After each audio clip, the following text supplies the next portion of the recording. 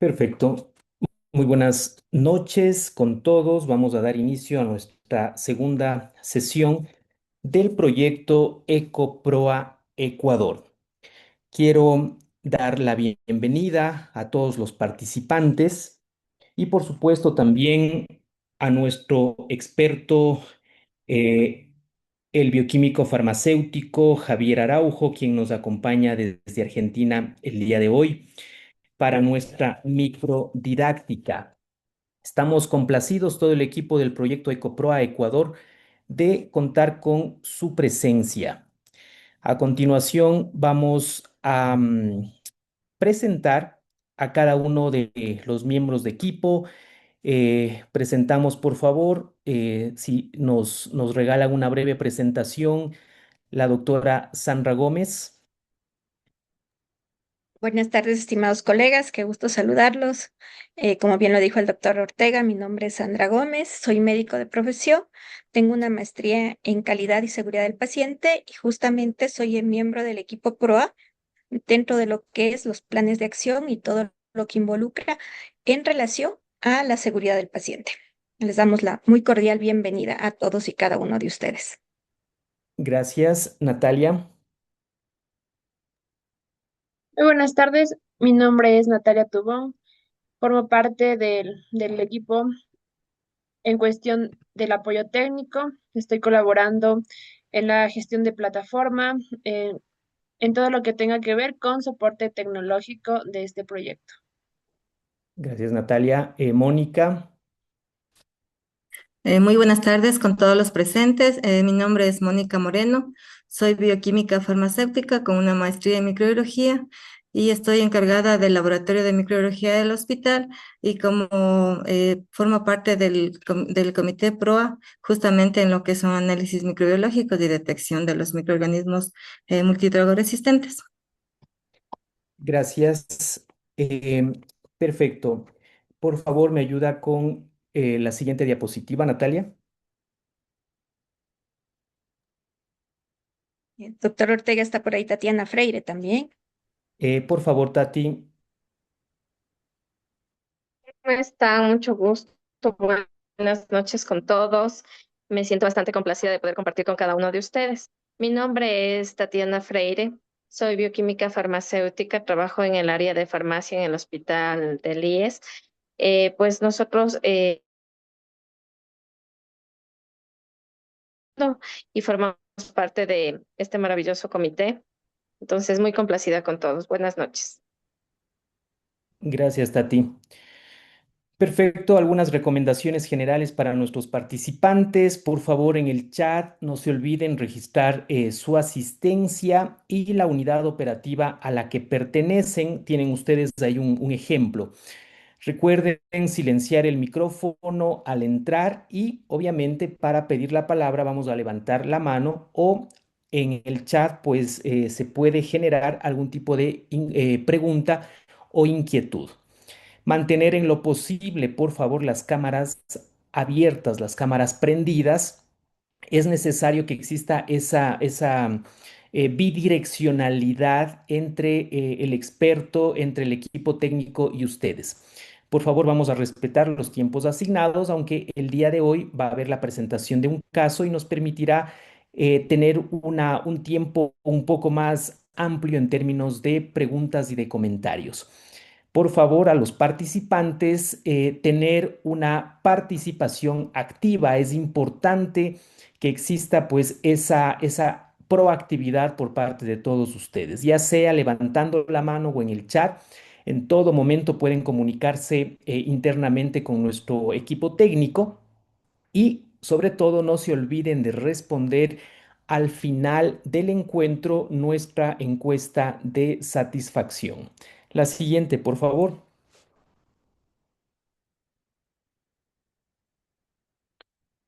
La agenda para nuestra reunión del día de hoy tenemos pues considerado, bueno, la presentación de los integrantes del proyecto EcoProa Ecuador, que quienes ya han hecho una breve presentación. Vamos hoy a conversar y nuestro caso PROA del día de hoy hablará sobre vancomicina en una unidad de cuidados intensivos. uso necesario o sobreuso silencioso, brechas entre la práctica clínica y la epidemiología local. Lo presentará la líder de equipo y representante del Hospital de Especialidades Abel Gilbert Pontón. También tendremos en el desarrollo de esta sesión ECO la microdidáctica de la misma a cargo de nuestro experto invitado, el farmacéutico Javier Araujo, con el tema cómo identificar problemas prioritarios PROA y usar la matriz de prioridades. Tendremos también una ronda de preguntas y comentarios por parte de los participantes y finalmente realizaremos la retroalimentación y cierre formal de la sesión. La siguiente, por favor. Los integrantes del proyecto EcoProa Ecuador, que ya en la primera sesión habíamos tenido pues un acercamiento, la coordinación a cargo de mi persona, el apoyo técnico, un equipo multidisciplinario, como así lo debe ser y debe llevarse un equipo PROA con esa interrelación entre el clínico, el farmacéutico, microbiólogo. Nosotros también incorporamos lo que es calidad, docencia, el programa de control de infecciones y nuestros delegados técnicos, que son otros especialistas en diferentes áreas no clínicas, que también se encuentran ayudando en la supervisión y vigilancia de antimicrobianos. Los expertos a lo largo de estos 12 meses, que es el equipo del doctor Rodolfo Quirós, y obviamente una amplia trayectoria y experiencia en el manejo de los programas de optimización de uso de antimicrobianos. Javier, que nos acompañará el día de hoy, la doctora Alejandra Maki y la farmacéutica Eugenia Di Libero. La siguiente, por favor. Bien, tenemos como hospitales participantes del proyecto EcoProa Ecuador un total aproximado de 54 establecimientos de salud, la siguiente, de diferentes provincias a nivel nacional y cada unidad hospitalaria, por supuesto, con un contingente del equipo multidisciplinario. La siguiente, por favor. Tenemos un total de inscritos de aproximadamente 263 personas y, como les había comentado, 54 establecimientos de salud entre lo que es Ministerio de Salud Pública, Red Pública de Salud, Instituto Ecuatoriano de Seguridad Social. Tenemos también red complementaria y, como les decía, la red pública, Fuerzas Armadas, Policía y también delegados de coordinaciones zonales a nivel nacional. La siguiente, por favor. Bien, para quienes se están integrando recién a esta sesión o a este proyecto que durará 12 meses, es importante tener claro el horizonte del mismo. Y el objetivo del proyecto EcoProa Ecuador es justamente fortalecer de manera sistemática las capacidades de los equipos PROA hospitalarios del Ecuador para implementar aquellos que no lo tengan así, consolidar aquellos que ya hayan iniciado este proceso y mejorar sus programas mediante justamente una intervención de telementoría de 12 meses centrado en la resolución de problemas reales. Es necesario conocer que este viaje, este proceso dura 12 meses, una teleclínica mensual de 90 minutos aproximadamente, más actividades asincrónicas. La siguiente, por favor. La metodología a desarrollarse es a través de la presentación de casos, pero no casos clínicos, sino casos bajo la metodología eh, donde podamos establecer un problema como equipo PROA en el contexto de una institución o de una unidad operativa, algunos aspectos que dimensionan las razones por las cuales este problema fue elegido. Cada unidad tiene sus problemas en términos de la implementación de un PROA, establecer objetivos para justamente corregir o enfrentar este problema, las estrategias que se han implementado o que tienen en mente implementar para resolver justamente este problema, los indicadores que se han seleccionado para evaluar el cumplimiento de cada uno de los objetivos trazados para resolver este problema y por supuesto qué resultados esperamos, cuáles son los factores claves de éxito, cuáles son los factores claves de un potencial fracaso si se avisora el mismo, cuáles son las barreras y los facilitadores dentro de las diferentes estrategias para resolver este problema. Esta es la metodología que están usando los diferentes equipos PROA en cada una de las sesiones y el que queremos transmitir a todos ustedes para que sea esta la manera de cómo ustedes puedan desarrollar, resolver cada uno de los problemas que se planteen como equipo PROA. La siguiente. Bien, entonces vamos a dar inicio, ¿sí? Con la presentación del caso. Le damos una bienvenida a la representante y líder de equipo del Hospital de Especialidades Abel Gilbert Pontón. Por favor, doctora, si nos presentamos brevemente y damos inicio a su presentación. Bienvenida, buenas noches. Hola, ¿cómo están? Buenas noches. Primero pido disculpas por el tono de voz. Estoy pasando un periodo de convalescencia de cuadro gripal, así que más o menos estoy con este tono de voz que no es nada agradable. Soy la doctora Jennifer Gallo, infectóloga, me especialicé en Argentina, por si acaso, Javier, en el Hospital Italiano. Estuve todos los años allá, hice la formación. Actualmente me encuentro como líder del servicio de infectología del Hospital Abel Gilbert Pontón, presidenta del Comité de Control de Infecciones, junto con mi equipo de control de infecciones, calidad. Y actualmente nos encontramos también en este proyecto, en este programa, que tuvimos un deseo de iniciarlo hace 3 años, pero realmente han habido muchas condiciones y factores que no han permitido que lo podamos ejecutar. Como hospital, como grupo, tenemos un grupo bastante consolidado, muy afín a todas las situaciones que se plantean en este programa. Y nuestro tema a tratar, lo que vimos fue el uso de la vancomicina y unidades de cuidados intensivos, si el uso es necesario, el sobreuso silencioso. No sé si ya podemos comenzar. Dígame, doctor Héctor, ¿qué hacemos? ¿Cómo Claro que vamos? sí, Jennifer, el Ok, auditorio es todo suyo. listo. Entonces, el tema a tratar por parte de nosotros como equipo PROA en el Hospital de Especialidades Abel Gilbert Pontón fue el tema de la vancomicina en la terapia intensiva. ¿Por qué? La vancomicina es probablemente uno de los antibióticos más usados no solo en las áreas críticas, sino en las áreas no críticas. Lo utilizamos tanto en cosas básicas como profilaxis prequirúrgica, así como esquemas empíricos para focos piel y partes blandas, sospecha de focos endovasculares. Sin embargo, pocas veces nos detenemos a preguntarnos si realmente esto se alinea a la epidemiología local o realmente se alinea a la percepción de un riesgo alto que no es real. Y es en este contexto en el que quiero invitarlos a cuestionarnos si nuestras terapéuticas son realmente dirigidas a la y alineadas al comportamiento actual de los patógenos institucionales. Yo voy a hablar por el hospital.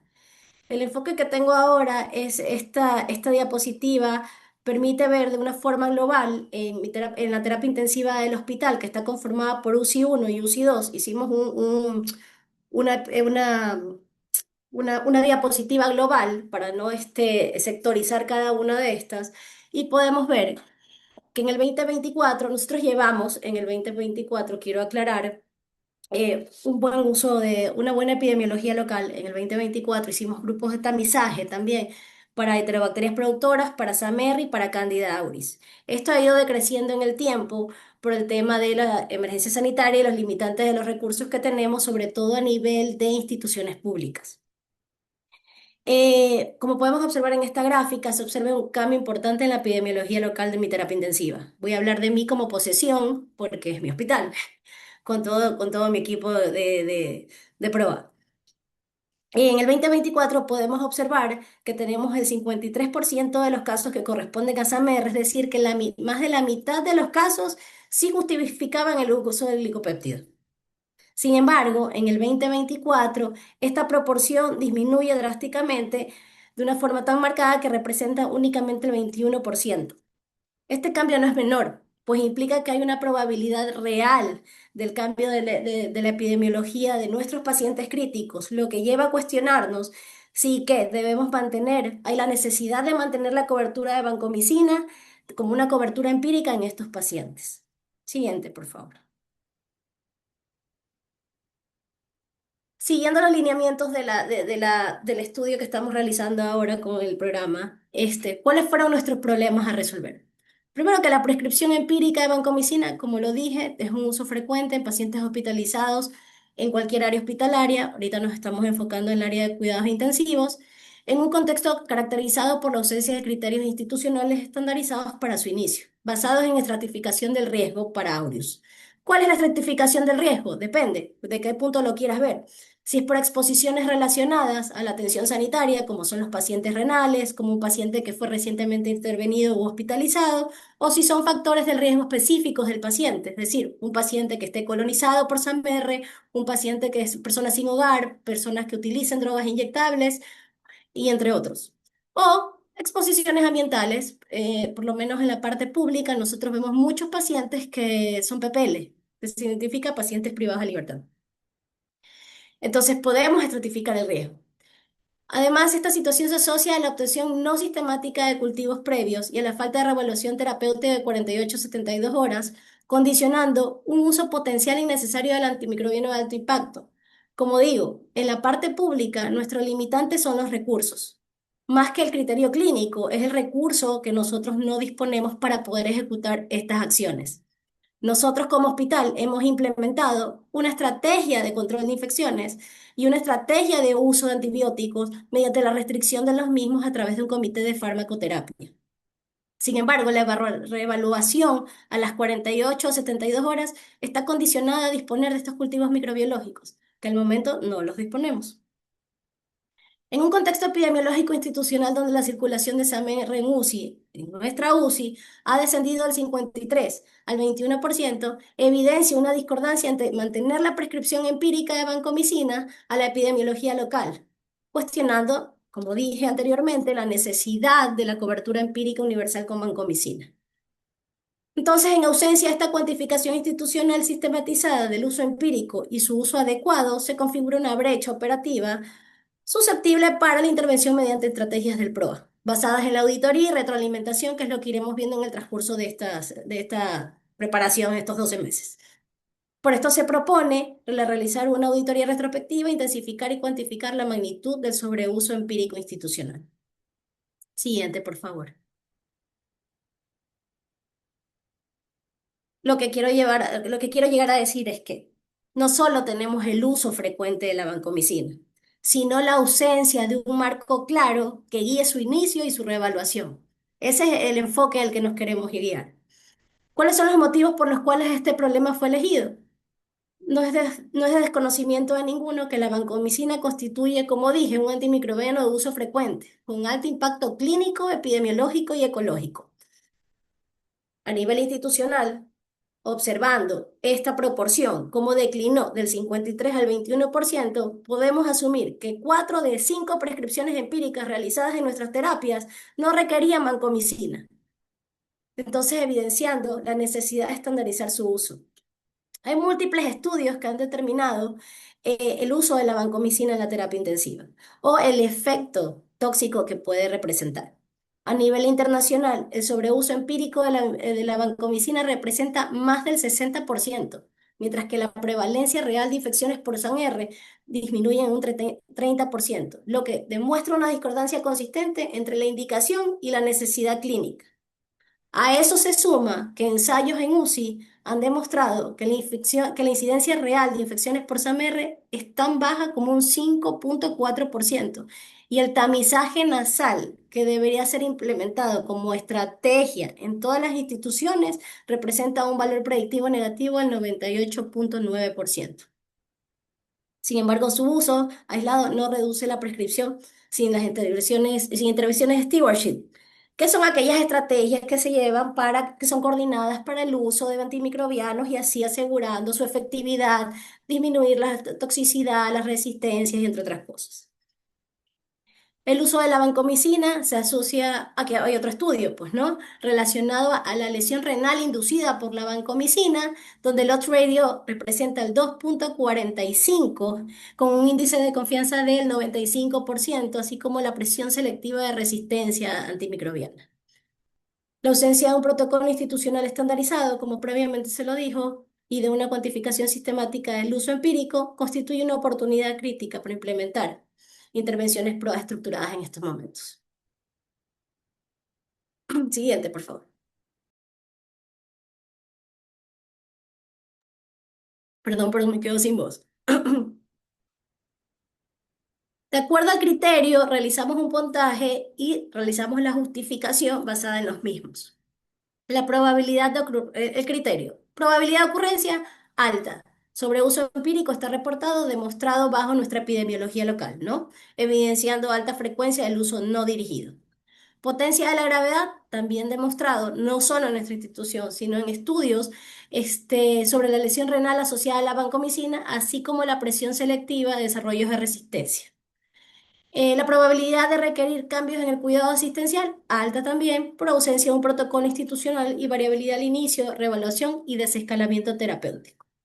Preparación institucional para el cambio, un puntaje de 2, regular, disponibilidad de datos epidemiológicos, que los disponemos hasta el año pasado, y la estructura del PRO en desarrollo sin un protocolo formal implementado. Siguiente, por favor. Entonces, el equipo analizó y nuestros objetivos propuestos fueron 4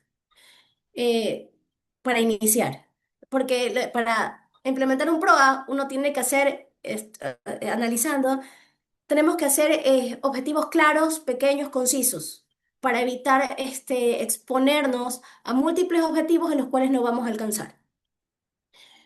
Entre los objetivos propuestos tuvimos estandarizar la indicación empírica de vancomicina en la unidad de cuidados intensivos mediante la implementación de criterios clínicos y la estratificación del riesgo, como ya lo mencionamos, logrando más del 80% que de las prescripciones empíricas se ajusten a este algoritmo. Para beneficio de nosotros como institución, no tenemos esta resistencia por parte de nuestros intensivistas. Son muy colaboradores en el tema de consensos para terapéuticas. Esa es una parte buena que nos favorece a todo el equipo de control de infecciones e infectología, y el PROA en este caso. Fortalecer la optimización diagnóstica y garantizar la obtención de cultivos microbiológicos al inicio del tratamiento y la reevaluación terapéutica, para alcanzar asimismo más del 80% de la suspensión de la vancomicina y la reevaluación documentada. Esto debería ser aplicado para todos los antibióticos, no solo para la vancomicina. Inicio un esquema antibiótico previos cultivos para después desescalar y ajustar la terapéutica y direccionarla y así evitar la presión selectiva antibiótica, ¿no? De los antibióticos. Promover el desescalamiento antibiótico oportuno, basado en resultados microbiológicos y en la epidemiología local, en el marco de las estrategias PROAS, alcanzando una tasa de desescalamiento mayor del 50% en pacientes elegibles, es decir, aquellos que no tengan cultivos positivos o que tengan bacilos gram negativos, sensibles a beta-lactámicos, entre otros. Y así como reducir el consumo de vancomicina en UCI, medida por la dosis diaria definida de 1000 días cama, que no es más que un indicador de consumo de antibióticos, ¿qué es lo que mide? Mide el antibiótico que se usa con relación a la ocupación hospitalaria. Y disminuir, perdón, y llegar entre el 15 al 20% a los 6 a 12 meses sin incremento en la mortalidad atribuible ni en la incidencia de la bacteremia por SAMR. Siguiente. Estrategias implementadas para resolverlo. Sé que es mucha lectura, es muy cargada la diapositiva, se vería, pero la realidad es que no podíamos obviar ninguno de estos pasos para poder llegar a establecer un concepto PROA bastante claro para esta charla. Desarrollo e implementación de un algoritmo institucional, nos encontramos actualmente en esto, realizándolos, que incluye criterios obviamente de inicio y reevaluación. Insisto, tenemos la apertura, tenemos la idea, tenemos el incentivo, sin embargo, dependemos mucho del recurso económico de la institución, sobre todo en hospitales del Ministerio de Salud Pública. La estandarización de tomas de cultivos microbiológicos, eso sí está estandarizado, previos al inicio de cualquier tratamiento antimicrobiano. Eso es como parte de la optimización diagnóstica. implementación de auditoría prospectiva con retroalimentación activa y monitoreo sistemático del uso de la vancomicina. Eso lo vamos a ver en el transcurso posterior al inicio y a poder ejecutarse esta idea, que es bastante ambiciosa. Capacitación dirigida al personal médico en el uso racional de glicopéptidos alineados a criterios clínicos y epidemiología local. Siempre estamos en charlas constantes, con todos los equipos. Insisto, no tenemos resistencia por parte de los médicos en ninguna de las áreas para implementar o consensuar terapéuticas antimicrobianas. Integración sistemática de datos epidemiológicos institucionales en la toma de decisiones críticas como herramientas de retroalimentación continua. Estamos en eso también. La incorporación progresiva del monitoreo farmacocinético, de la OGIMIC, o sea, del área bajo la curva y de la concentración mínima inhibitoria guiada. Eso es lo que vamos a comenzar a implementar. Ahí nos pueden ayudar por la parte de farmacología. Y la evaluación del uso del tamizaje nasal. Esto me voy a demorar un poquito al final de la charla con el tema del tamizaje nasal por SAN-R como herramienta complementaria de desescalamiento considerando su alto valor predictivo negativo, que alcanza el 98,9% para la suspensión temprana de vancomicina a las 48 a 72 horas. Siguiente, por favor. Esto es el tipo de... Nosotros utilizamos... A ver, esto fue para los indicadores. Los indicadores los utilizamos tipo estructura, proceso, resultado e impacto. Todos tienen su respectivo indicador, numerador, denominador y fórmula. No me voy a detener a hablar de cada uno de ellos, pero sí me interesa saber el tipo en el que están relacionados y la meta ambiciosa que tenemos. Porque la meta representa más del 80% de llegar a tener cultivos previos, desescalar a las 48-72 horas y todo esto llegado a través de prescripciones adecuadas a través del PROA y la adecuación de criterios clínicos. Todo esto es con un resultado ¿cuál? Desescalamiento oportuno y evitar el uso inapropiado del fármaco, así como el impacto, ¿no? Las resistencias o la lesión renal aguda que puede llegar a ocurrir. Y el impacto se mide a través precisamente de la incidencia o del consumo de la vancomicina. Tienen sus fórmulas, cada uno cumple con su numerador y su denominador, los cuales los pueden observar aquí. No me voy a poner a detallar cada uno de ellos porque es realmente es numeral.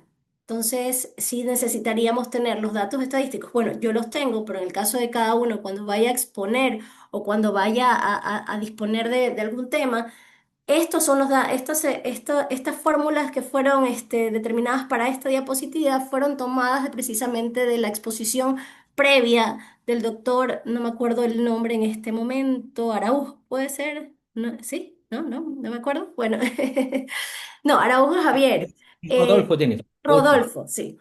Doctor Rodolfo, el cual nos explicó el tema de la fórmula, porque es una constante, o sea, no hay modificación alguna en esto.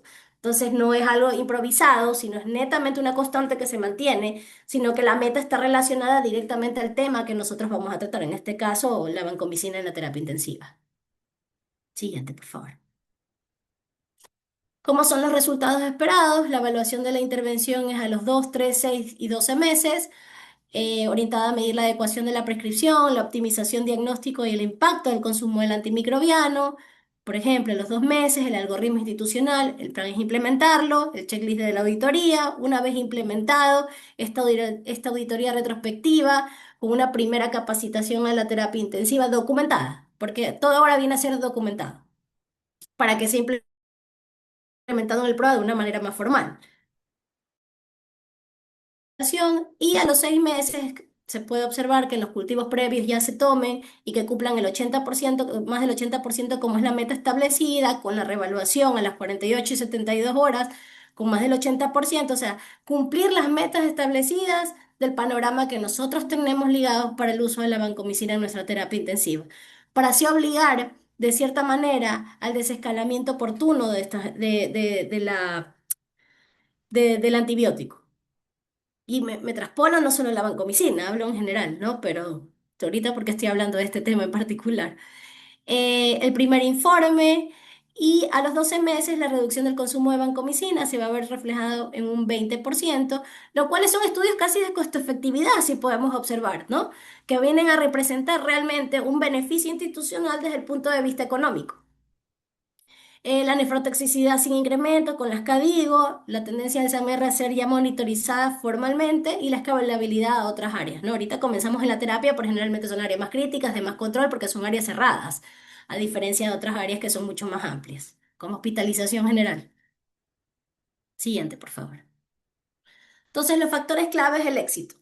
El compromiso del equipo clínico de UCI, liderazgo activo del equipo PROA. La verdad es que me siento súper orgullosa de decirlo, pero el equipo PROA es un equipo muy formado, muy sólido y donde colaboramos todos y eso beneficia la posibilidad de implementar estrategias, ¿no? El tema de UCI, insisto, no tenemos la resistencia por parte de nuestros intensivistas que sí se puede dar en otras áreas o en otros hospitales.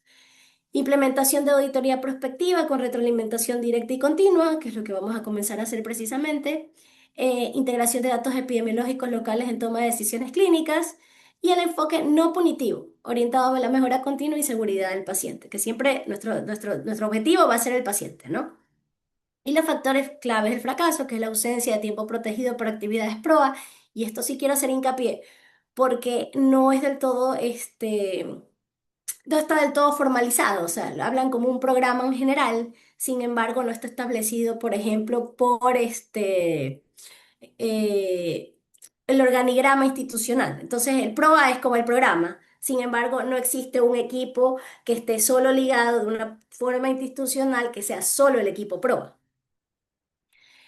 Baja adherencia al prescriptor a recomendaciones y optimización de ese escalamiento se puede dar con algunos trotantes y en cualquier hospital, y la percepción de la intervención como restrictiva y no como soporte clínico.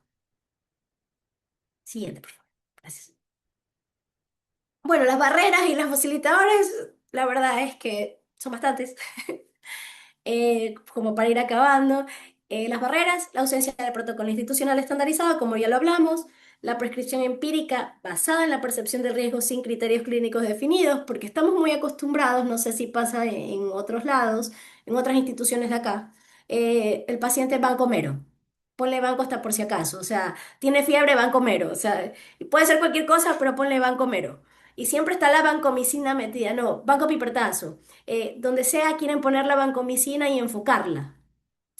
Falta de sistematización de la reevaluación terapéutica en las 48 y 72 horas, limitaciones en la obtención oportuna de cultivos microbiológicos, el tiempo limitado del equipo PRO en las actividades de auditoría y seguimiento, particularmente, por ejemplo, en mi institución solo hay un infectólogo y que cumple las funciones de infectólogo por la parte clínica, control de infecciones, y aparte estamos en el PROA actualmente.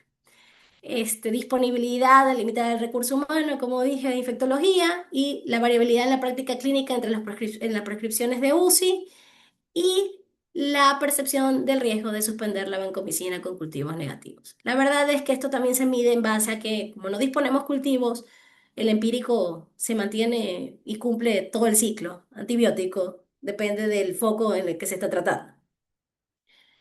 Facilitadores, tenemos la disponibilidad de datos epidemiológicos locales, la reducción documentada de esa MR de 53 al 21% que respalda este ajuste terapéutico, el interés del equipo clínico en optimizar la calidad de la prescripción antimicrobiana, la participación activa del proyecto en el que actualmente nos encontramos como fuente de mentoría técnica, existencia de un equipo PROA en fase de fortalecimiento institucional, el impacto clínico visible a corto plazo que favorece la adherencia a la intervención y el liderazgo clínico que impulsa la implementación de las estrategias PROA en UCI. Eh, hacer o sea, para finalizar, porque sí me interesa antes de finalizar, primero quiero decir que la vancomicina no es el problema. El problema es cuándo y cómo la usamos. Ese es el problema, no es la vancomicina. Optimizar su uso no es restringir, es alinear nuestras decisiones con la realidad epidemiológica y la seguridad del paciente. Y aquí es donde el PROA, es en este momento donde el PROA deja de ser una estrategia y se convierte en una herramienta real en la toma de decisiones. En relación al tema del tamizaje, el tamizaje para SAMR prequirúrgico en pacientes para este screening de SAMR no se realiza en las instituciones. Y esto sí es importante, porque los portadores son portadores continuos que llegan a ser hasta 4 años. Y estas son las tasas que se aumentan, las incidencias o las rehospitalizaciones de los pacientes precisamente por estar colonizados. ¿Cuánto tiempo dura la colonización? Es incierto. Sin embargo, no hay estrategias direccionadas para el pesquisaje y al mismo tiempo para la descolonización. Más que nada eso quería aportar. Muchísimas gracias. No sé si tengan alguna pregunta. Perfecto, Jennifer, te felicito por tu grandiosa presentación. Realmente desde que enviaste el caso me pareció muy, muy interesante los contenidos. Y bueno, claro, sobre vancomicina podemos hablar muchos, muchos aspectos. De hecho, así lo hiciste y está muy bien, está excelente. La forma como planteaste los indicadores, que si bien es cierto, en este primer momento estamos enfocados en los indicadores de proceso, pero claro, a la larga, en algún momento en el tiempo te vas a encontrar justamente ya que cumpliste con tus objetivos o tus indicadores de proceso y quieres pasar ya a un resultado y quieres pasar ya a un impacto. Entonces, claro, tú nos dimensionaste todo en conjunto y bueno, afortunadamente el tiempo nos favorece en el día de hoy para justamente mostrar todo esto. Te felicito por esa presentación. No sé si existan, por favor, Sí, tenemos preguntas. una manito levantada del Hay doctor una René pregunta. Bracho. Le damos la palabra, por favor. Sí, buenas tardes. ¿Sí me escuchan? Perfecto y claro.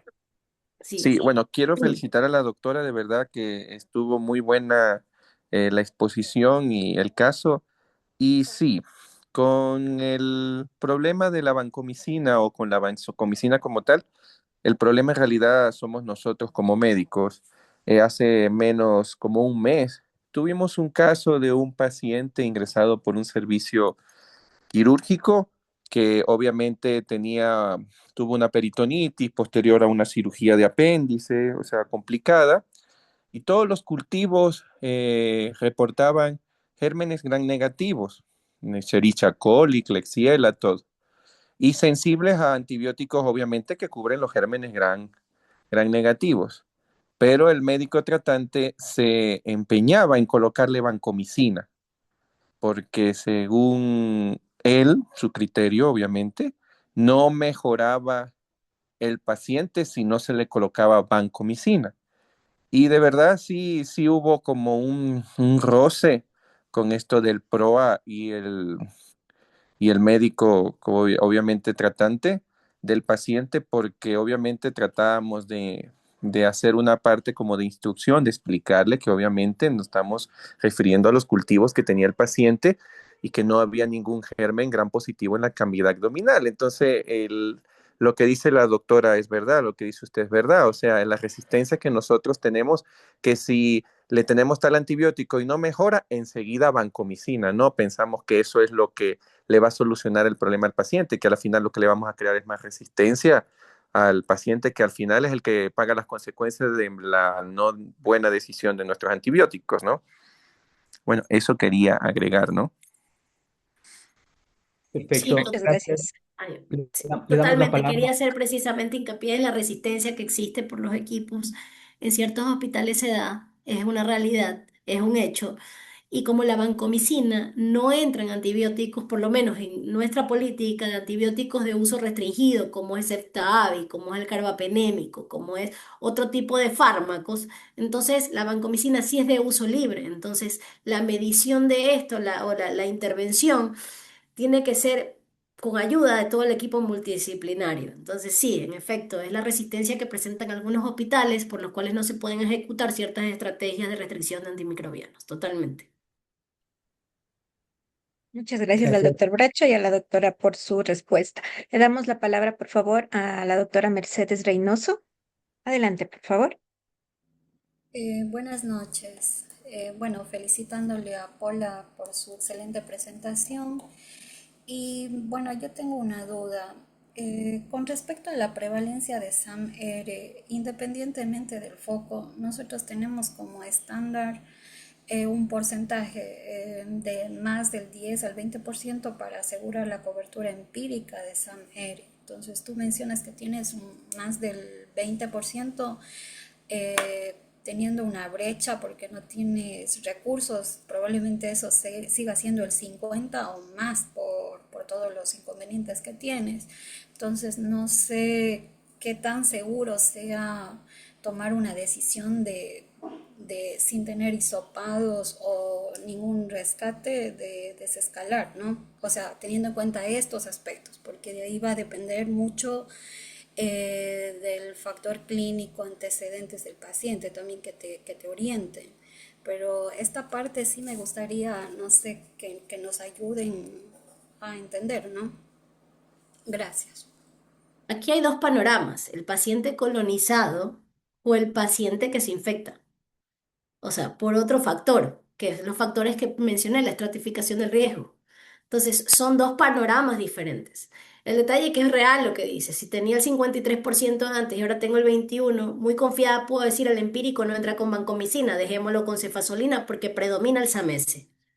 Sin embargo, el 2026, del 25 al 26, lamentablemente, esta crisis de emergencia sanitaria no nos ha permitido valorar cómo nos encontramos actualmente con este tema, por lo cual se mantiene un empírico con banco porque no puedes hacer, porque la mayoría de pacientes, por lo menos en el hospital en que nosotros cursamos, que es de tercer nivel, son pacientes que ya vienen por sí con una estratificación de riesgo alto, porque vienen de otras instituciones, ya vienen seguramente colonizados. Entonces, en este caso muy particular, que es diferente al primer nivel, pues, ¿no? Que es el que llega por primera vez, en el que puedes tal vez medir. Yo ya mido automáticamente que tiene el riesgo.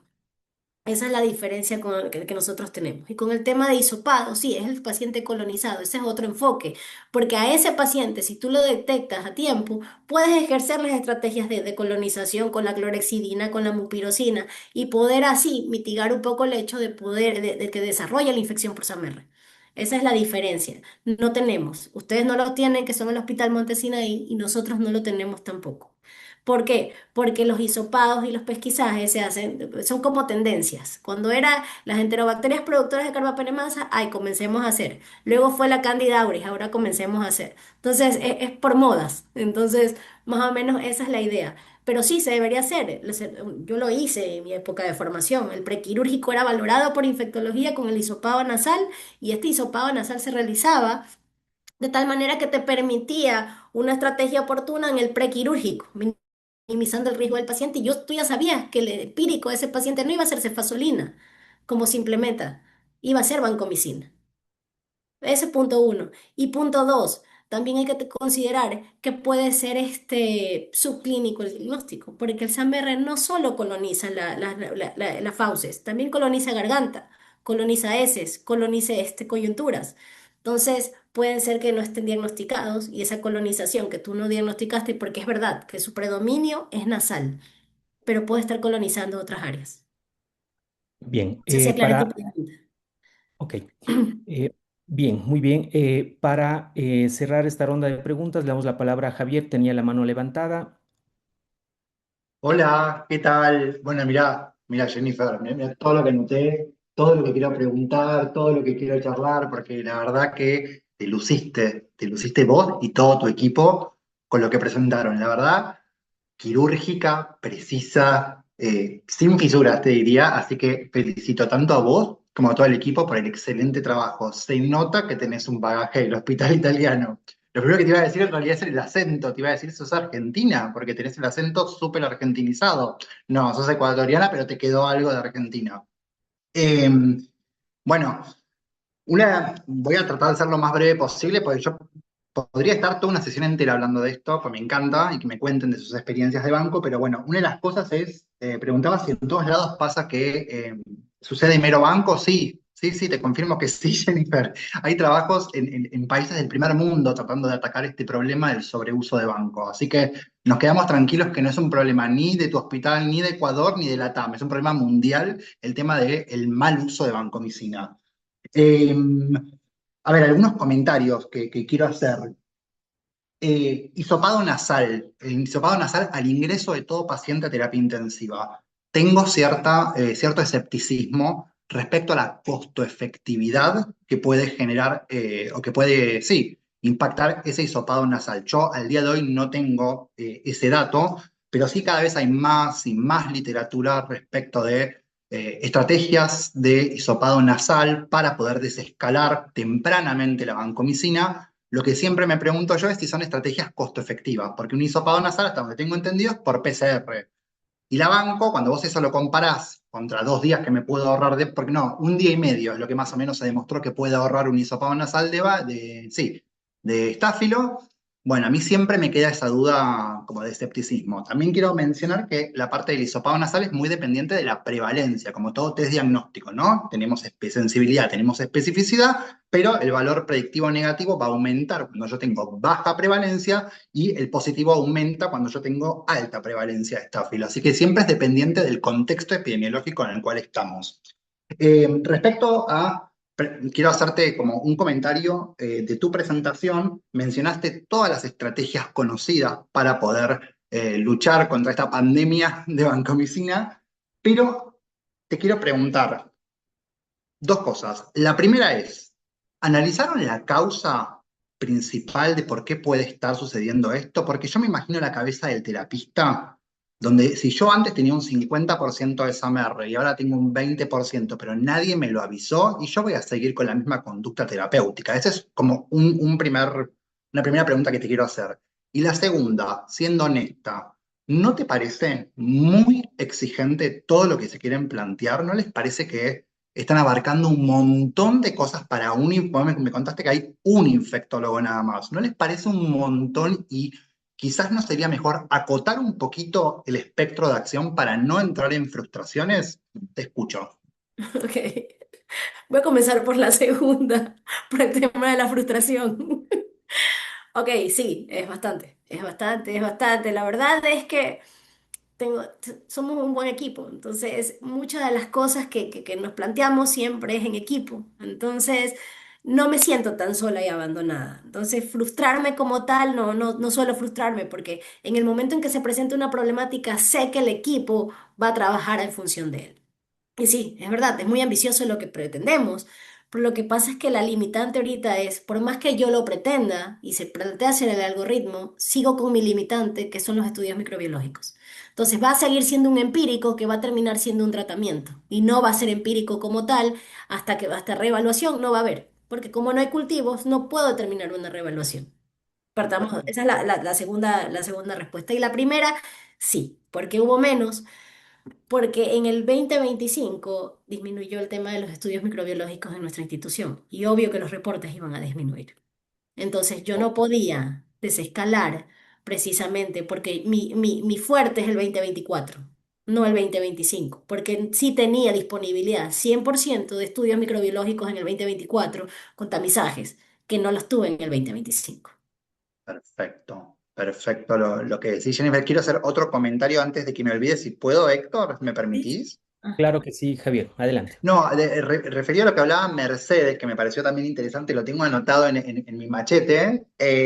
Respecto a esto que lo planteamos muchas veces con Euge Libero no está ahora, pero esto del 20%, ¿no? ¿Hasta qué valor yo pongo empíricamente el antibiótico y cuándo no? Está como establecido en la literatura esto de, bueno, si yo tengo hasta un 20%, bueno, bueno, hasta un 80% de sensibilidad lo incluyo en el esquema.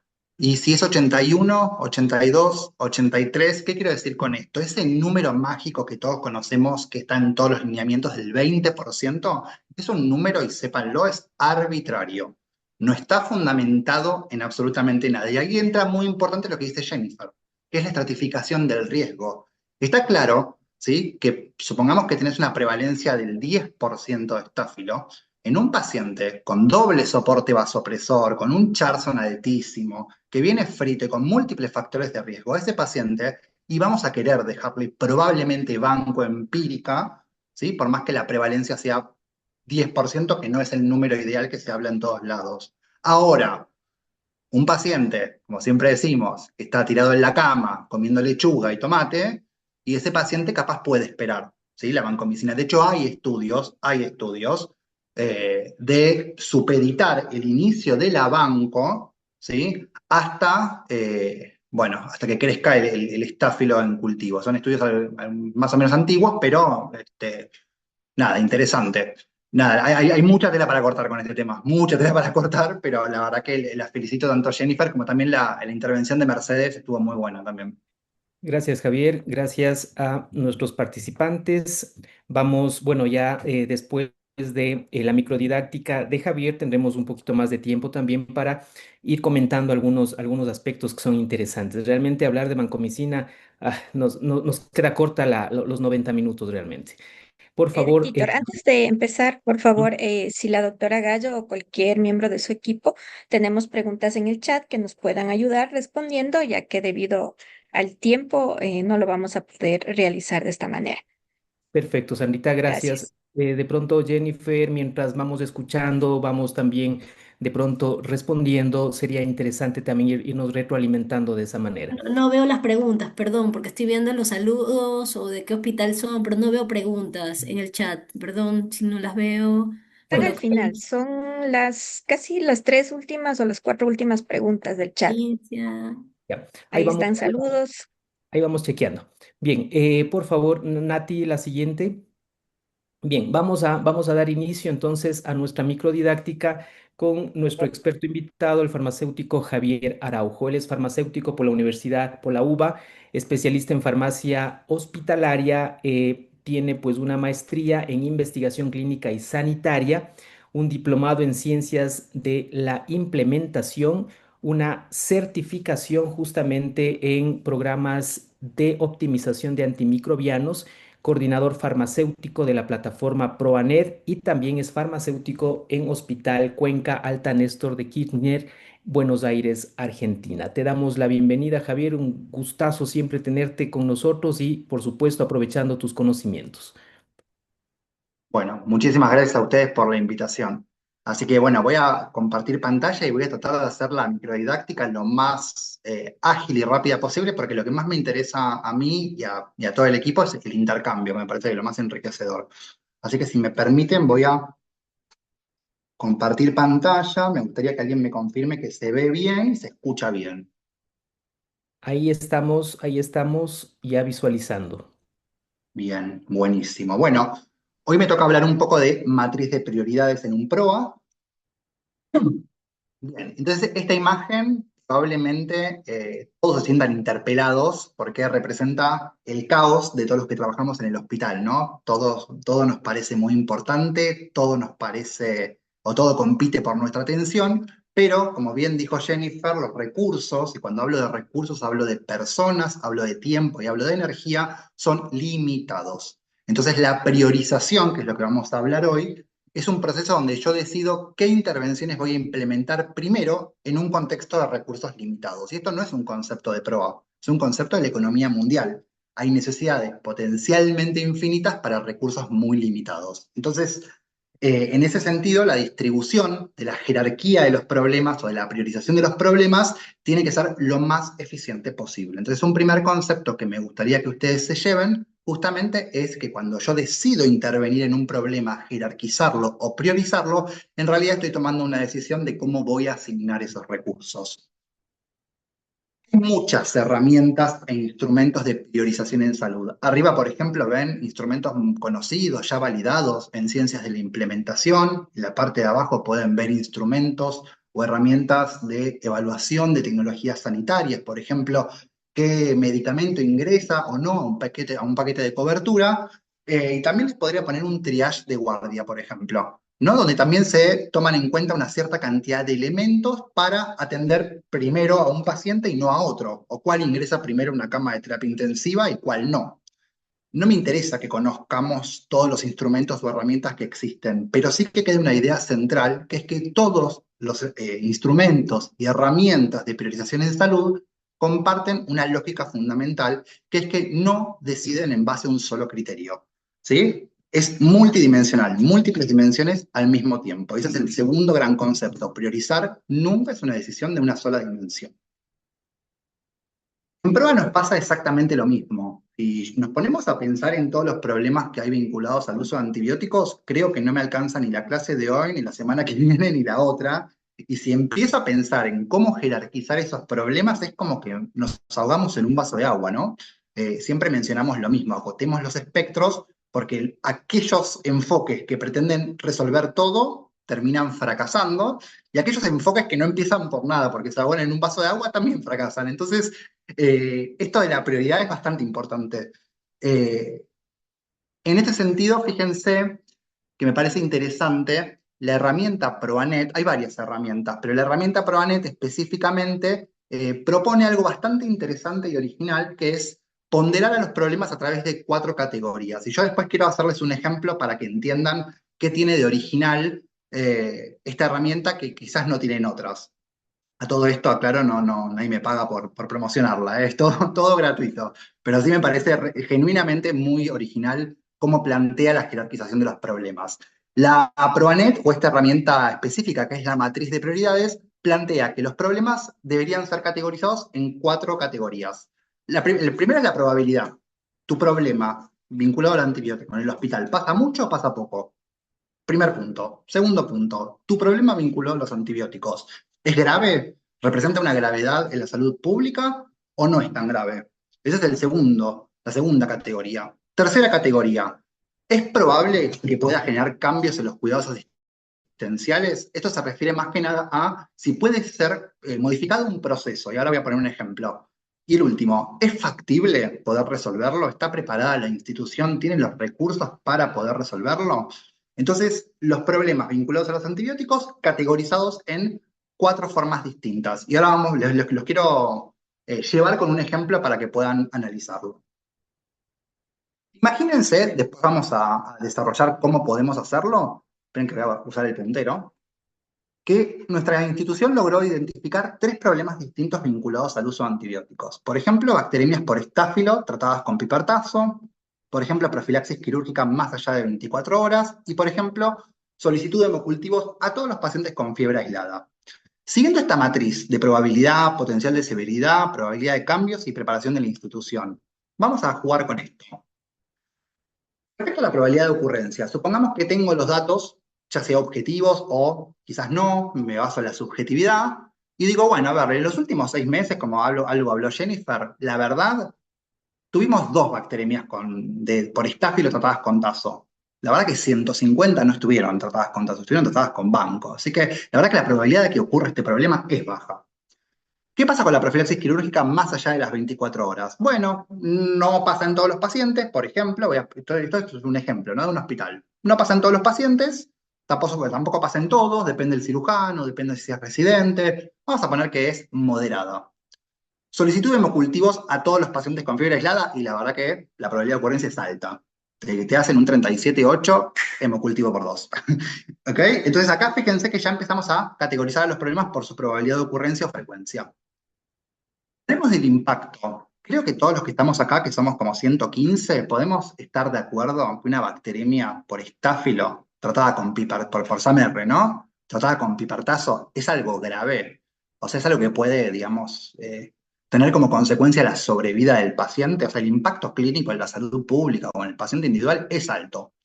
La profilaxis quirúrgica más allá de 24 horas. Podemos decir que nadie se va a morir por tener 1 o 2 días más el antibiótico después de una profilaxis quirúrgica. Eso no significa que sea bueno, ¿no? Digamos, va a haber una sobrecarga de recursos terapéuticos puestos en ese paciente, prolongación de la estancia hospitalaria y un montón de otras cosas, pero no es tan grave como que esté maltratada una bacteremia por estáfilo. Así que le ponemos impacto moderado. Y que se pidan hemocultivos a todos los pacientes con fiebre aislada. Creo que podemos estar de acuerdo que el impacto, ¿sí?, en lo que es la salud pública no es ni alto ni moderado, sino bajo. Entonces fíjense cómo uno, vuelvo a insistir con esto, a través de la subjetividad, va definiendo categorías de los diferentes problemas. Lo mismo con los cambios en los cuidados, ¿sí? O sea, ¿qué probabilidad hay de que cambie un proceso si yo intervengo? Bueno, si las bacteriemias por estáfilo tratadas con pipertazo, puedo pensar de alguna manera que la probabilidad de cambio en el cuidado es alto. Necesitaría que, por ejemplo, la bacteria me avise cuando hay un estáfilo y el infectólogo va y revisa a ese paciente. Bueno, es bastante factible o bastante posible de modificar. La profilaxis quirúrgica más allá de 24 horas. ¿Qué probabilidad hay de que haya un cambio en los cuidados asistenciales? Bueno, si empiezo con un mapeo de actores, un mapeo de contexto, ahí empiezo a hablar de los cirujanos, empiezo a hablar de la resistencia al cambio, empiezo a hablar de estructuras más rígidas, o sea, factores conductuales y contextuales que ya hacen que se me complique un poco esa posibilidad de poder cambiar algo en la institución. Y lo mismo con la solicitud indiscriminada de hemocultivo. Y por último, puedo también definir, como les decía, la factibilidad. Y la institución está preparada y tiene los recursos para poder actuar sobre esto. eh, lo categorizo también en forma subjetiva. Entonces, imagínense lo que ustedes ven en pantalla. A ustedes les quedaría una serie de problemas definidos, ¿sí? Así como están enlistados, y las categorías. ¿Alguien se animaría a decirme cuál de todos estos problemas es el prioritario o por cuál hay que empezar? Jennifer, ¿vos qué me dirías? Ok, todo es prioritario para mí. Empezarías por todo. Entonces, tengo que ser real. A ver, que escoja uno de los tres, perdón, de todos esos problemas. No, la pregunta es, viendo así la matriz de prioridades, viendo los problemas enlistados con sus categorías, ¿no? Alta, baja, regular. Vos así en la pantalla, ¿podrías definirme concretamente por dónde empezar? Porque el tema de hoy es cómo generar una matriz de prioridades y cuál es la lógica detrás de la matriz. Vos así rápidamente, ¿me podrías decir uno o no? Que todos están interesantes, o sea, es difícil, Exacto, no puedes, no podría exacto. asegurarte uno, M- porque ¿Mercedes? Sí, sí, tienes entre Jennifer, sí. alto, alto, bajo, moderado, o sea, todas representan una probabilidad alta y moderada, nadie está bajo, bajo, bajo como para poder discriminarlo y decir no aplica, todos tienen su Exacto, rango. exacto. ¿Mercedes?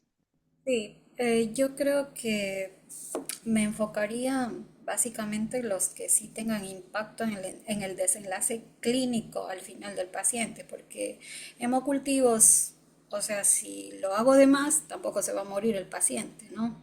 Entonces creo que Bien, ahí a eso me enfocaría yo. bien. ¿Y Héctor? Sí, Javier, para mí, y bueno, realmente el impacto es en cuanto a la sobrevida de los pacientes. En este caso, los resultados clínicos. Para mí, la bacteremia por SAM-R que esté tratándose con PIP-TAS, eso implica una alta probabilidad de mortalidad. Entonces, yo creo que es el potencial de impacto alto es el que está más relacionado con los resultados o los desenlaces clínicos o los outcomes en este contexto. Perfecto, Héctor. María de los Ángeles, decime lo que me querés decir. Yo estoy de acuerdo con la bacteriemia por el impacto clínico, pero también elegiría la duración de antibióticos prolongada porque no solo tiene un impacto en el paciente, sino en la microbiota hospitalaria, más Excelente, días, etcétera. excelente. Fíjense como cuatro personas, y bueno, capaz en el chat yo no lo estoy viendo, están mencionando un montón de posibilidades. Y acá es donde yo quiero poner el foco. Es muy difícil que yo pueda jerarquizar un problema y acotar el espectro de acción del PROA si yo miro la matriz de esta manera. Esto es lo que tiene el original PROANET. Una matriz de prioridades de este estilo permite traducir juicios clínicos, ¿sí? Cualitativos, subjetivos, en un valor cuantitativo comparable. Entonces, esto me permite, ahora en pantalla creo que todos están viendo bastante mejor, cómo puedo comparar en forma estructurada y ordenar jerárquicamente los problemas. Es decir, transformo una subjetividad en un número operable. ¿Sí? Esto es lo que permiten las herramientas estructuradas de matriz de prioridades. Ordenan la subjetividad, transforman percepciones en decisiones comparables. De todos los problemas que yo enlisté y de todos los que yo categoricé en forma subjetiva, ¿sí? La matriz de Proanet, por ejemplo, lo que hace es transformar eso en números. Eso se pondera, se llama un análisis de factores y me genera un scoring final. Está claro entonces que si yo tengo pocos recursos, que es lo que nos pasa a todos los que estamos conectados acá, es probable que esos pocos recursos energéticos de tiempo y de personas estén centrados en empezar a trabajar con bacteremias por estáfilo tratadas con pipartazo. ¿Sí? Quizás el uso de banco innecesaria en neumonía, quizás no sea lo más prioritario para empezar. ¿Sí? Esto lo decimos siempre, lo dice siempre Rodolfo, Eugenia, Alejandra, Héctor, todos los que estamos trabajando en esto. Hay que acotar el espectro de acción. Cuando empiezo a abarcar todos los problemas, al final del día, fracaso. No logro resolver nada. Por eso acotamos. ¿Cómo acoto? Justamente con una matriz de prioridades. Esto que ustedes acaban de ver es algo que lo pueden hacer en Proanet. Ustedes van a registro de datos con su institución, matriz de prioridades. Esto después igual les va a quedar la presentación. Crean la matriz, agregan las filas de los problemas y se ve en forma real de esta manera. ¿Sí? Los problemas, esto es un ejemplo real de una institución. Los problemas cargados, las categorías, que recuerden que son subjetivas, y directamente la plataforma, ¿sí? Opera estas categorías en números. Entonces esto permite justamente ordenarnos, encolumnarnos, jerarquizar y empezar a trabajar. ¿Sí? Está claro en esta matriz, por ejemplo, particular, que en este hospital los empíricos inapropiados, ¿sí?, son el tema para empezar a trabajar. ¿Sí? Mucho más que la profilaxis quirúrgica antes de los 60 minutos previo a la cirugía, en este hospital en particular. ¿Sí? Bien. Entonces, sí, quedó claro. Lo que quiero ahora es, en la última diapo, empezar a pensar cómo definimos los problemas. Porque muchas veces lo que nos preguntan es, está bien, está buenísima la plataforma, puedo categorizar todo, pero ¿cuáles son los problemas que tenemos en el hospital? Porque son miles. Yo empezaba a hablar de diagnóstica stewardship, de todos los antibióticos, que no se pasa la vía oral, que se usa banco, que se usa carbapenem. Empezás a decir que tengo que hacer 67 problemas y empezar a categorizar todos, termino el año que viene. Bueno, yo les voy a dar algunas ideas. Esto que voy a decir ahora no está en la literatura, son ideas basadas en lo que yo observo, de cómo puedo empezar rápidamente a definir problemas. O sea, el punto de partida, cómo defino problemas para después categorizarlos. Voy a dar algunas opciones. La primera, que es la que sucede muchas veces, es una cuestión de presión institucional. A veces son los directores administrativos y médicos los que te dicen, chicos, chicas, tenemos mucho gasto en X antibiótico, resolveme este problema. Entonces acá se me cae todo lo que acabo de hablar, no es ni potencial de impacto, ni frecuencia de ocurrencia, ni nada de todo eso. No, acá es la dirección médica. ¿Esto es malo o no? Porque a veces yo lo tomo como una oportunidad. Digo, bueno, listo, vos querés que yo te resuelva esto, lo vamos a resolver, te voy a demostrar y después sí déjame trabajar en lo que yo creo que es prioritario, que me permite hacer los cambios, etc. Pero a veces, lamentablemente, el punto de partida es la presión institucional. Otro punto de partida es la autoevaluación. Ustedes hacen autoevaluación de su prueba es un constructo, y muchas veces pueden sacar inferencias de los problemas que hay con eso. Por ejemplo, no tengo guías de nada, de nada de tratamiento. Bueno, ahí empiezo a pensar, ¿por qué me interesa hacer guías? Y porque los tratamientos empíricos están inadecuados. Bien, listo, ahí tengo un problema definido. ¿Sí? No mido clostridioides difíciles. Bueno, tendríamos que empezar a medirlo. Otro problema identificado. Fíjense cómo la autoevaluación permite también deducir algunos problemas que tengo en la institución. Mucho menos común, pero también útil, son los datos de consumo de antibióticos y los datos de microbiología. ¿Sí? Estos datos, que son indicadores en realidad, los vamos a ver más adelante en las microdidácticas, por sí solo no me dicen nada, ¿sí? Porque lo ideal es verlos en el tiempo y en contexto con otros indicadores, pero permiten sacar algunas inferencias, ¿sí? Si yo tengo, por ejemplo, altísimo consumo de banco, que no significa que se use ni bien ni mal, porque como acaba de exponer Jennifer, bueno, Mercedes, depende de la prevalencia y de un montón de otras cosas, bueno, pienso que puede llegar a haber un problema con banco. Fíjense cómo el consumo, si está bien medido, me permite de alguna manera empezar a hacer inferencias también de los problemas que tengo vinculados al uso de antibióticos. Es lo menos común, pero también puede ser una idea. Les voy a decir el que más me gusta a mí, cómo definir los problemas en mi institución de la manera que por lo menos a mí más me gusta y es súper objetiva. Son los cortes transversales de apropiabilidad. Para el que no sabe, un corte transversal es, yo voy mañana, por ejemplo, a las salas o al hospital y a las 8 de la mañana registro todos los pacientes que tienen antibiótico. Lo cargo en lo que ustedes ven en pantalla, en un Excel. Pongo la fecha, pongo el número de corte que hago, el primer corte, pongo la sala, pacientes por sala y cargo qué antibiótico tiene, por qué vía la tiene, qué dosis tiene, qué frecuencia tiene, si requiere ajuste por peso, si está ajustado a función renal. Y yo puedo hacer lo más relevante y exhaustivo con esta evaluación diagnóstica. Entonces, ¿qué me permite este corte transversal? Hacer un buen diagnóstico de situación. Si yo hago uno por semana, por un mes tengo ya 4 cortes. Y lo que voy a tener al final del día son, imagínense literalmente, 40, 50, 60 filas y puedo sacar proporciones muy objetivas. Che, mirá, del 100%, el 40% tiene la dosis mal puesta. Ahí hay un problema. Che, mirá, del subgrupo que tenía neumonía como diagnóstico, el 30% tiene un urocultivo sacado. ¿Por qué sacan urocultivos a las neumonías? Che, observa esto, no hay nada ajustado por peso del paciente. ¿Sí? Entonces, fíjense cómo el corte transversal de apropiabilidad, que vamos a ver que en realidad lo que hace esto es medir adecuación a las normativas del PRO a lo largo del tiempo, también es una buena base diagnóstica. A mí es el que más me gusta, porque es lo más objetivo. Desventaja, lleva tiempo, pero es una buena base para poder empezar a definir problemas. Y la otra, que también es muy buena, la subjetividad del equipo. A veces no tenemos ni ganas de hacer un corte de apropiabilidad ni tiempo, no tengo datos de consumo, no tengo datos de microbiología, no me presiona la institución y la autoevaluación no me dice mucho. A veces nos sentamos en una mesa redonda, farmacéutico, microbiólogo, infectólogo, y empezamos a hablar de los problemas que tenemos y ahí los definimos. Después los categorizamos, los cargamos en la matriz. Entonces, ahora sí, los problemas puedo configurar yo desde la autoevaluación, desde la observación o percepción del equipo, desde la presión institucional, inferencias a través de los datos de consumo y de microbiología o de cortes transversales diagnósticos.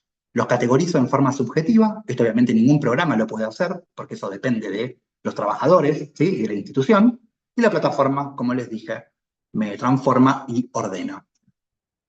Este es un proyecto en el cual estamos trabajando, ya terminando, es el proyecto Improve, mejorando los PROA a través de un soporte de expertos con 20 hospitales actualmente de América Latina que han elegido un proyecto en particular y a través de toda una manera sistematizada que mostró Héctor al principio, estamos demostrando o queremos demostrar que esos hospitales pueden lograr cambios sustanciales en sus hospitales con indicadores y demás. Después, cuando ya está pronto por terminar, pero lo que me interesa mostrar en esta diapositiva es que los problemas de estos hospitales se seleccionaron a través de una matriz de prioridades, ¿sí? Y fíjense la variedad de problemas que hay, ¿no?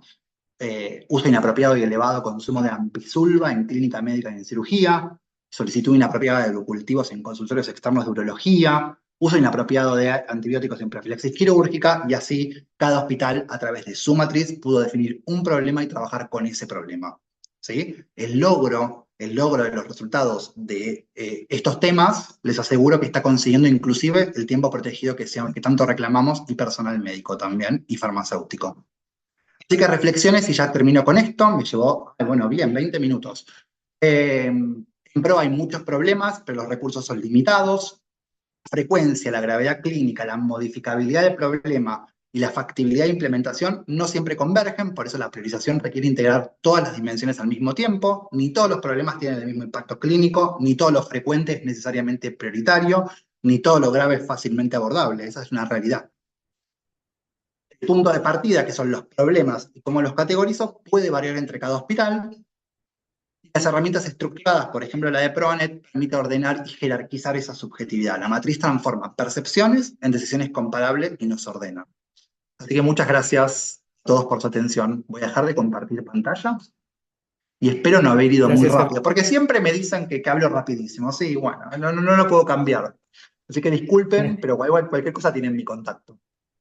Gracias, Javier, por tu excelente presentación. Realmente nos ha quedado muy, muy claro la utilidad de esta herramienta que es importantísima para los equipos PROA, que se llama matriz de prioridades. Recuerden que esa matriz ustedes pueden llenarla en la plataforma de ProAnet, ¿sí?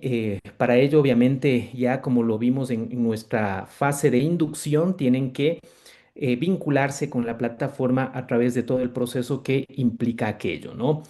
Y claro, es una forma, es una herramienta. Nosotros como hospital la vamos trabajando ya poco más de 2 años, y realmente es nuestro horizonte, es nuestro punto de partida para ir pasando, resolviendo, viendo cómo se mueven esas barras en términos de los diferentes meses, quizás un mes. Nosotros la usamos mensualmente, entonces quizás en ese mes le dedicamos el tiempo a uno de esos problemas que en el siguiente mes ya no es tanto un problema. Obviamente no hay que bajar la guardia, ¿sí? Porque de pronto ese problema más adelante vuelve a subir, vuelve a presentarse. Entonces es una herramienta muy buena para los equipos PROA, que les permite ir monitorizando todo ese universo de problemas que aparecen, y que, claro, no podemos resolver todo de forma inmediata, ¿sí? Sino que tenemos que ir, obviamente, trabajando, como lo ha mencionado Javier, en base a las prioridades que se vayan definiendo en la marcha. Muy bien, no sé si hay alguna pregunta para nuestro experto de la noche de hoy.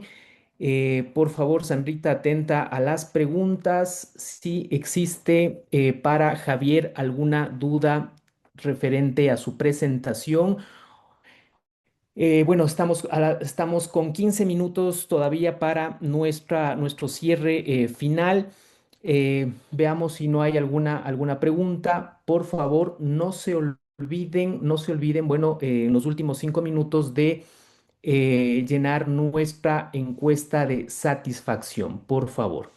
Sí, justamente Javier, quería robarme unos minutos para felicitarte por la presentación. Realmente es muy acogedor y tener todo ese conocimiento que podemos compartir con el resto. A los diferentes compañeros justamente les quería recalcar o les quería hacer notar que justamente el equipo de calidad y seguridad del paciente de cada uno de sus hospitales manejan todas las herramientas que Javier mencionó. Como ustedes vieron, son muchísimas, tenemos a disposición muchas herramientas con las cuales nosotros podemos trabajar para identificar los problemas justamente para de igual manera priorizar los mismos y de cierta manera también para poner un alto a nuestros equipos PROA que de pronto eh, se emocionan mucho y hay demasiados problemas. Entonces también hay que saber poner un freno, como en algún momento lo dijimos, poner un freno para saber trabajar y avanzar en esas prioridades que tenemos, porque de lo contrario se vuelve una cantidad de problemáticas y al final no tenemos o no hemos avanzado en evaluar o mejorar una sola. Entonces, cuando teníamos las capacitaciones previas o las indicaciones previas, siempre les indicábamos que es necesario primero aprender a gatear antes que correr. A veces nos emocionamos y cuando vamos a la realidad, realmente nos frustramos muchísimo. Entonces, ustedes como seguridad del paciente, como la parte o el nexo entre la parte administrativa y la parte operativa es justamente poner ese alto para ir avanzando. Y cuando resuelvan un problema, pues perfecto, avanzamos en el siguiente en prioridad o en lo que nosotros consideremos que podemos avanzar. Es importante, para eso están los equipos de calidad y seguridad del paciente para que les puedan ayudar con estas estrategias. Eso, muchísimas gracias. Teníamos por ahí la mano levantada de Anita del MCP. Le damos la palabra. Me parece que tenía levantada la mano. Buenas noches con todos. Javier, primero para felicitarte, muy buena la presentación, muy buena. Yo tengo una consulta y me dicen ustedes que nosotros como ministerio llevamos ese tipo de matrices. La matriz de corte, no sé si es una pregunta general para todos. ¿Todo el mundo la lleva como ministerio? ¿O utilizan solamente la herramienta de ProAnet que es para descargarse en la matriz de priorización? Acá no sé si la pregunta es algo local de Ecuador Sí, Ah, listo, Javier. listo. Sí, yo, Sí. perdón que antes que me olvide. Y cuando tú defines que nosotros podemos llenar esa matriz con un estudio de corte, lógicamente va a ser prospectivo, ahí yo tengo otra pregunta. Escuché también el comentario que decían que según los meses también vamos a cambiar nosotros el uso de el uso de antibióticos aquí. Entonces quisiera saber aquí. ¿Cuál es el tiempo adecuado en el cual yo puedo hacer una corte para yo poder establecer las prioridades?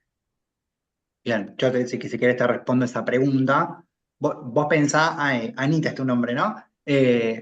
Para una situación diagnóstica no hay un N, digamos, que uno necesite decir, bueno, necesito reclutar tipo estudio de investigación, 300 pacientes para tener verdaderamente una mirada general del hospital. La realidad es que si el error es sistemático, que es lo que uno sospecha siempre, es decir, que los antibióticos los maneje personas no idóneas, para ser bien concreto, es probable que ese error sea sistemático. Entonces, yo siempre recomiendo hacer un corte por lo menos. Un corte, un día haces uno y te fijas qué está pasando con la dosis, con los cultivos. Ahí vas a encontrar una verdadera objetividad en los problemas. Después, el corte transversal de apropiabilidad tiene otro objetivo. Cuando vos lográs establecer intervenciones y querés ver adecuación, ¿sí?, a tus intervenciones que vos estás queriendo hacer, adherencia a guías, adherencia a capacitación, auditorías prospectivas con feedback, todas las estrategias conocidas de prueba que también vamos a charlar en la presentación, ahí los cortes tienen el objetivo justamente de auditar, de ver si se están cumpliendo tus recomendaciones o no. ¿Sí? El corte tiene que ser una oportunidad para que uno pueda ver si está mejorando o no en el tiempo. ¿Sí? Es adecuación. Pero no está, digamos, tan vinculado con el case mix de pacientes ni con el case mix de antibióticos estacionales. ¿Sí? Sino es más bien como una auditoría que vos haces en un día específico a una hora específica. ¿Sí? Y en cuanto a la parte diagnóstica, como te decía, para definir problemas, yo creo que con un solo corte, para no limarnos la cabeza, como decimos en Argentina, te digo, alcanza y sobra. Si haces dos, mejor. Si haces tres, buenísimo. Pero hasta ahí, ¿sí? Hasta ahí. Sí, ahí voy a intervenir un poquito. Justamente a lo que Javier nos decía, nosotros teníamos, por ejemplo, un estudio en esto de las neumonías, ¿no? Que si bien es cierto, nosotros no tenemos estaciones como lo tiene Javier, que por ejemplo ahorita me contaba que estaba en otoño, nosotros sí tenemos ciertos meses que tenemos más ingreso de neumonías, como por ejemplo diciembre y generalmente después del carnaval. Es más o menos finales de febrero, inicios de marzo. Entonces son como que los meses que nos dan más bien una cantidad adecuada para dar seguimiento a sus pacientes. Veíamos esa tendencia justamente en el estudio que Javier lo estaba manifestando anteriormente, que teníamos esos meses de corte, que había mucho más pacientes que en los otros meses, que generalmente pues no, no tenían. Ahora, claro, habría que diferenciar, porque recuerden ustedes que tenemos una región en la costa, en la Amazonía, en la sierra. Entonces, en la sierra estos meses son frecuentes los tipos de neumonía. María de Anita, los si bien es Ángeles, cierto, adelante. ah, Ah, perdón, Héctor, sí. esa. Anita, si bien es cierto, no hay, como lo mencionaba Javier, no hay una regla en cuanto cada cuánto tienes que establecer tu matriz de prioridades. No hay una regla. Javier lo recomienda, dice, bueno, una vez al año o cada 6 meses, cada cuatrimestre. No hay una regla. Básicamente quien define eso es el equipo, ¿sí? Es decir, son las necesidades en cuanto a los problemas que de pronto se van generando, lo que te permite decir, ah, no, yo voy a hacerlo cada cierto tiempo, porque obviamente, entre mes y mes, quizás el panorama, el escenario no cambie tanto como para reorientar todas tus estrategias o intervenciones del equipo PROA. Entonces, todo dependerá de cómo se vaya avanzando. Segundo, no es esta es una herramienta de PROANET, ¿sí? No es una herramienta que está, o llamémoslo así, como parte de una política nacional, ¿de acuerdo? Entonces, ¿cómo normalmente tú tienes por ahí una espina de pescado, Ishikawa, creo que le mencionan a esto para definir tus problemas? Puedes hacerlo así, puedes hacerlo, bueno, hay una serie de herramientas. Esta es apenas una, ¿sí? De las muchas que pueden existir, pero claro, es una herramienta estandarizada, es una herramienta que está validada, ¿sí? A través de una serie de estudios y que nosotros por esas características hemos tomado como punto de referencia y punto de partida. No sé si existe alguna otra duda o pregunta. María de los Ángeles tiene la mano levantada. Por favor, le damos la palabra. Creo que Javier quería complementar lo que dijo, porque yo me voy a salir un poco del tema. Sí, solamente dos cositas muy rápidas. Una es, por más que la casuística de los problemas de las enfermedades cambien en el tiempo, si en mi lineamiento yo establezco el tratamiento de una neumonía de terapia intensiva es ampicilva claritro, yo ese día voy y hago el corte y tengo 40 neumonías o tengo una, la propiabilidad se va a definir si ese paciente se le prescribió ampicilva claritro de acuerdo a nuestro lineamiento local, de acuerdo a la educación que yo le di a los prescriptores, de acuerdo a las auditorías que yo generé. ¿Sí? O sea, no importa tanto la casuística en cuanto a la patología y la parte invernal. Eso por un lado, y por otro lado sí quiero reforzar lo que dijo Héctor, hay muchos instrumentos de priorización, muchísimos.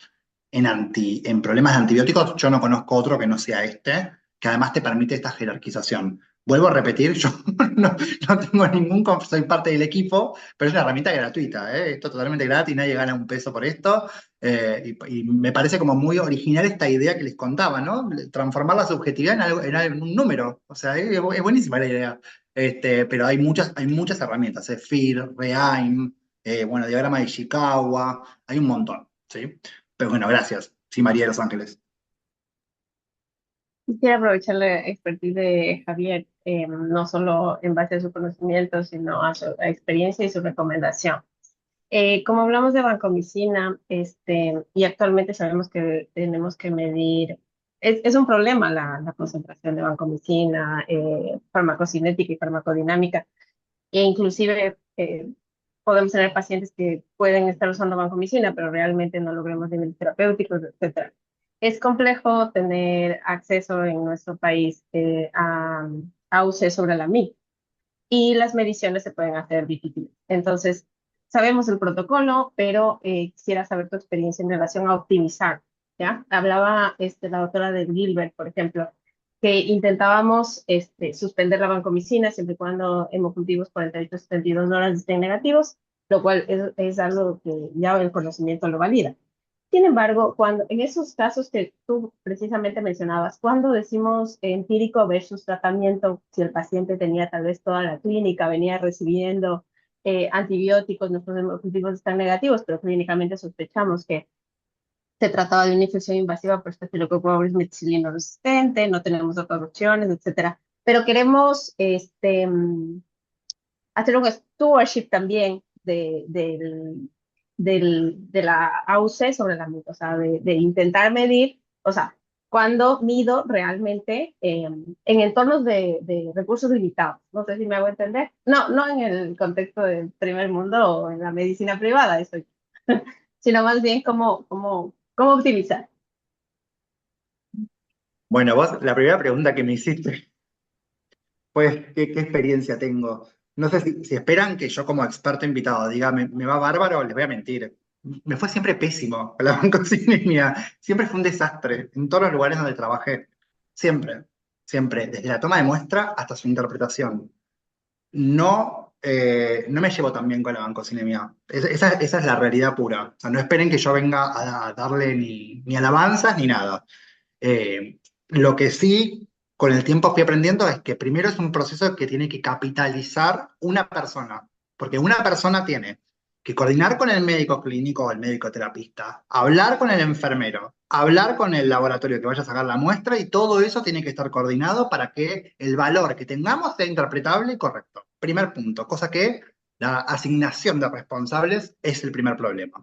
Segundo problema, en entornos de recursos limitados, las guías y los metaanálisis y todo dicen que vancocinemia hay que medirle a todo paciente con estáfilo en la sangre.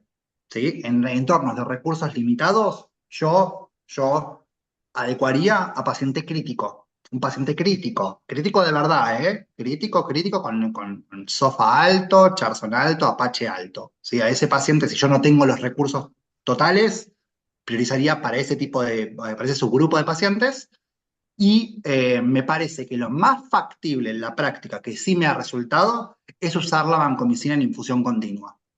Porque justamente te desliga, no sé si están todos en conocimiento, te desliga de esta posibilidad del valle y no sé qué, que ahora es lo que se desrecomienda. Cuando uno usa la vancomicina en infusión continua y el paciente no tuvo cambios groseros en la función renal, saco una muestra, multiplico por 24 y ahí tengo el AUC. Siempre y cuando la SIM sea igual a 1, que es la mayoría de los casos, tengo entendido. No sé si en Ecuador tienen problema con Staphylo heterovisa, creo que no, ¿no? ¿Tienen SIM mayor a 1 muy seguido? Acá en Argentina, por ejemplo, No. En mi experiencia en un hospital de tercer nivel pediátrico durante 2 años, no. ok, bien, bien. Entonces, eso es lo que a mí me ha funcionado últimamente, que la usemos en infusión continua con todas las precauciones que se necesita, se saca una muestra en cualquier momento del día, paciente con función renal estable y SIM igual a 1, ese valor lo multiplico por 24 y tengo el área bajo la curva que tiene que estar entre 400 y 600. ¿Por qué digo esto? Porque hablamos de factibilidad. Cuando yo quiero implementar algo, lo primero que tengo que pensar, o una de las primeras cosas que tengo que pensar es factibilidad. ¿Es factible? Bueno, la infusión continua a mí me resultó siempre más fácil de manejar y de interpretar. No sé si responde un poco a tu pregunta, María de los Ángeles. Sí, gracias. Y solo si tienes experiencia entre fármacos genéricos versus fármacos comerciales. ¿Cómo? O sea, si has usado formulaciones genéricas en vancomicina en infusión continua. ¿A qué se refieren con formulaciones genéricas? No sé, doctor Ortega, ¿cómo me explico? Como de Javier, diferentes de No pronto, son marcas de de marca vancomicina. comercial. de Ok, De pronto, marca, así marca como versus... Rusefin y Ceftriaxona. Más o menos así es lo que Ajá, entiendo ok. que o ella sea, quiere decir. Sí, La marca de vancomicina o el genérico que perfecto. quiere ser así. Es lo que ajá, por entiendo que ella ejemplo, quiere decir. se te precipita o sea, ¿tienes problemas o te va bien No, o la verdad alguna que recomendación? acá en Argentina, al igual que allá, como vos me contás la realidad del sistema público, Jennifer también te lo puede, bueno, justo Jennifer trabajó en italiano, pero debe conocer también la realidad del hospital público posta a posta, es igual, ¿eh? Nos manejamos con lo que tenemos, con la marca que haya, y no he tenido problemas con el tema de la precipitación en infusión continua. La infusión continua lo que tiene que ser importante es que se respete la dilución, se respete la velocidad, que esté todo bien prescripto, o sea, un volumen determinado, una velocidad de infusión determinada, a unos miligramos, mililitros determinados, no puede ser cualquier dilución, cualquier velocidad y cualquier concentración, tiene que ser respetado. Ahí puse mi número más arriba en el chat, si alguien tiene dudas con esto, me consulta y le paso los lineamientos. Si se respeta eso, eh, la verdad que es una estrategia interesante. Además, la banco en infusión continua demostró no solamente lograr mejores targets PKPD, o sea, mejor bancocinemia, sino que además ha demostrado en estudios observacionales reducir la tasa de nefrotoxicidad. Hay muchos lugares donde usan banco en infusión continua como estándar. Nosotros, donde yo trabajo, por ejemplo, no es el estándar, pero está empezando a hacerlo por lo menos en la terapia intensiva, por todos estos beneficios que les contaba. Gracias, Javier, por esta estupenda experiencia, este estupendo conocimiento que nos has brindado en esta sesión. Estamos realmente complacidos con tu presencia y la de todos los expertos que nos han acompañado. Bien, vamos a hacer el cierre ya de nuestra sesión del día de hoy. Siempre independientemente del tipo de antibiótico, si bien es cierto, hoy nos ha tocado hablar de vancomicina, es siempre importante tomar en cuenta, yo al menos considero tres aspectos que son fundamentales. La gravedad del paciente es fundamental para decidir el espectro de un antibiótico. Segundo, el sitio de la infección es clave. Y tercero, por supuesto, los factores de riesgo para microorganismos multidrogoresistentes. Creo que son tres aspectos que son fundamentales a la hora de decidir el espectro de un antibiótico y que, claro, no necesariamente cuando hablamos de una infección por SAM-R, estamos hablando de usar vancomicina. Recuerden que hay SAM-R comunitario, SAM-R hospitalario. Habría que evaluar cuántos de esos cultivos que están presentando en sus hospitales corresponde y hacia dónde se inclina la balanza. Bueno, hay mucha tela que cortar aquí.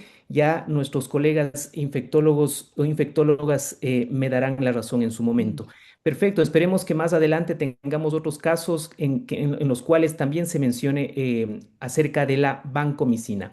Bien, pues agradecemos a todos su presencia y les invitamos a nuestra próxima sesión que será el 19 de mayo, ¿sí? Donde tendremos la presencia de nuestro experto, el doctor Rodolfo Quiroz, con el tema definición de objetivos e indicadores PROA. Sí, les agradecemos, Javier, un gusto, un abrazo siempre. Esperamos algún día tenerles a todos ustedes aquí en Ecuador. Vamos a ver la manera de traerles, aunque sea, no sé, ya nos vamos a inventar algo para tenerles aquí presencialmente algún rato. Sería estupendo tenerle a Rodolfo, a su equipo, a ustedes, brindándonos todo su conocimiento en algún congreso que tengamos acá. Ya vamos a ver la manera de hacerlo. Así es que les Quiero agradezco. agradecerles a todos, porque la verdad que fue espectacular la sesión, fue espectacular el intercambio. Felicitaciones, Héctor, Sandra, bueno, a todos los que están liderando este proyecto, que está genial. Cuentan conmigo para lo que necesiten y yo me voy a ir conectando los martes que tengamos sesión. Pero felicidades a todos, excelente. Gracias y un abrazo para todos. La fotito grupal, por favor, prendan todos sus cámaras para la foto de el proyecto. Una, dos y tres. Gracias a todos, un abrazo y que tengan una buena noche. Buenas noches. Buenas noches con todos. Bueno,